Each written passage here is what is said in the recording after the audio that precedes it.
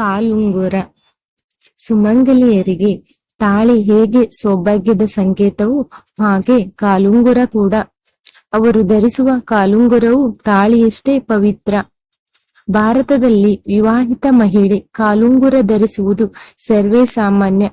ಕಾಲುಂಗುರ ಧರಿಸುವುದರಿಂದ ಮಹಿಳೆಗೆ ಮತ್ತು ಮನೆಗೆ ಒಳಿತಾಗುತ್ತದೆ ಎಂಬ ನಂಬಿಕೆ ಇದೆ.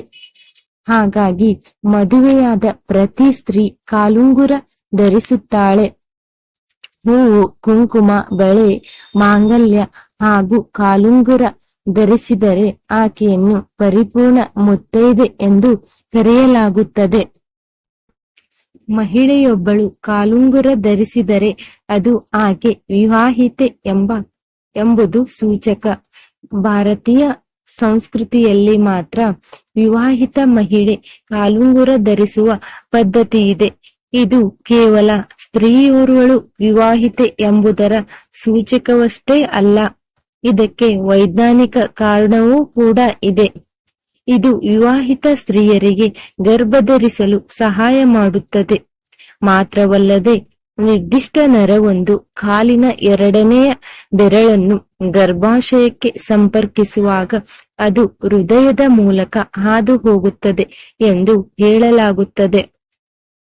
ಭಾರತೀಯ ವೇದಶಾಸ್ತ್ರಗಳ ಪ್ರಕಾರ 2 ಪಾದಗಳಲ್ಲಿ ಕಾಲುಂಗುರಗಳನ್ನು ಧರಿಸುವುದರಿಂದ ಸ್ತ್ರೀಯರ ಋತುಚಕ್ರವು ನಿಯಮಿತಗೊಂಡು ಸಮರ್ಪಕವಾದ ಅಂತರದಲ್ಲಿ ಉಂಟಾಗುತ್ತದೆ ಎಂಬ ನಂಬಿಕೆ ಇದೆ.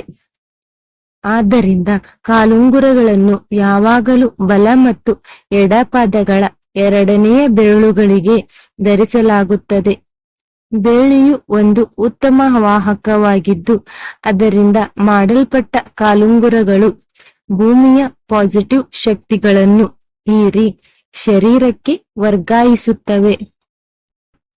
ಪತಿ ಪತ್ನಿಯರ ನಡುವೆ ಉತ್ತಮ ಬಾಂಧವ್ಯ ಹೊಂದಲು 2 ಬೆಳ್ಳಿ ಕಾಲುಂಗುರಗಳನ್ನು 2 ಪಾದಗಳಿಗೆ ಧರಿಸಬೇಕು ಎಂದು ಜ್ಯೋತಿಷ್ಯರು ಹೇಳುತ್ತಾರೆ. ಲಕ್ಷ್ಮೀ ದೇವಿಯು ಬೆಳ್ಳಿ ಕಾಲುಂಗುರಗಳನ್ನು ಧರಿಸುವ ಮಹಿಳೆಯನ್ನು ನೋಡಿ ಸಂತೋಷ ಪಡುತ್ತಾಳೆ. ಲಕ್ಷ್ಮೀ ದೇವಿಯ ಶಾಶ್ವತ ಆಶೀರ್ವಾದಕ್ಕಾಗಿ ಬೆಳ್ಳಿ ಕಾಲುಂಗುರಗಳನ್ನು ಧರಿಸುವುದು ಬಹಳ ಮುಖ್ಯ. ಮಹಿಳೆಯರು ಬೆಳ್ಳಿ ಕಾಲುಂಗುರ, ಬೆಳ್ಳಿ ಗೆಜ್ಜೆಗಳನ್ನು ಧರಿಸುವ ಈ ಸಂಪ್ರದಾಯವು ರಾಮಾಯಣದೊಂದಿಗೆ ಸಂಬಂಧಿಸಿದೆ. ರಾವಣ ಸೀತೆಯನ್ನು ಅಪಹರಿಸಿದಾಗ ಅವಳು ತನ್ನ ವಸ್ತುಗಳನ್ನು ದಾರಿಯಲ್ಲಿ ಎಸೆಯುತ್ತಾಳೆ. ರಾಮನು ತನ್ನ ಜಾಡನ್ನು ಸುಲಭವಾಗಿ ಕಂಡುಕೊಳ್ಳುವಂತೆ ಸೀತೆ ಹೀಗೆ ಮಾಡಿದಳು ಎಂಬ ಮಾತಿದೆ. ಇನ್ನು ಲಕ್ಷ್ಮಣನು ತನ್ನ ಅತ್ತಿಗೆ ಸೀತೆಯ ಬೆಳ್ಳಿ ಕಾಲುಂಗುರಗಳನ್ನು ನೋಡಿ ನೆನಪಿಸಿಕೊಂಡನು. ವಿವಾಹಿತೆ ಮಹಿಳೆಯರು ವಿಶೇಷವಾಗಿ ತಮ್ಮ ಕಾಲುಂಗರದ ಬಗ್ಗೆ ಆದಷ್ಟು ಜಾಗರೂಕರಾಗಿರಬೇಕು. ಹಿಂದೂ ಸಂಪ್ರದಾಯದಲ್ಲಿ ಒಮ್ಮೆ ತೊಡಿಸಿದ ಕಾಲುಂಗುರ ಕಳೆದು ಹೋಗಬಾರದು ಅಥವಾ ಅದನ್ನು ತಮ್ಮ ಬೆರಳಿನಿಂದ ಜಾರಬಾರದು. ಇದು ಅಪಶಕುನದ ಸಂಕೇತವೆನ್ನುವ ನಂಬಿಕೆ ಇದೆ. ಸ್ನೇಹಿತರೆ, ಈ ಮಾಹಿತಿ ಉಪಯುಕ್ತವಾಗಿದ್ದರೆ ನಿಮ್ಮ ಫ್ರೆಂಡ್ಸ್ ಅಂಡ್ ಫ್ಯಾಮಿಲಿ ಮೆಂಬರ್ಸ್ಗೆ ಶೇರ್ ಮಾಡಿ.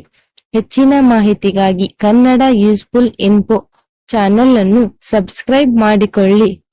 ಪ್ಲೀಸ್ ಲೈಕ್ ಮಾಡಿ, ಶೇರ್ ಮಾಡಿ ಅಂಡ್ ಸಬ್ಸ್ಕ್ರೈಬ್ ಮಾಡಿ.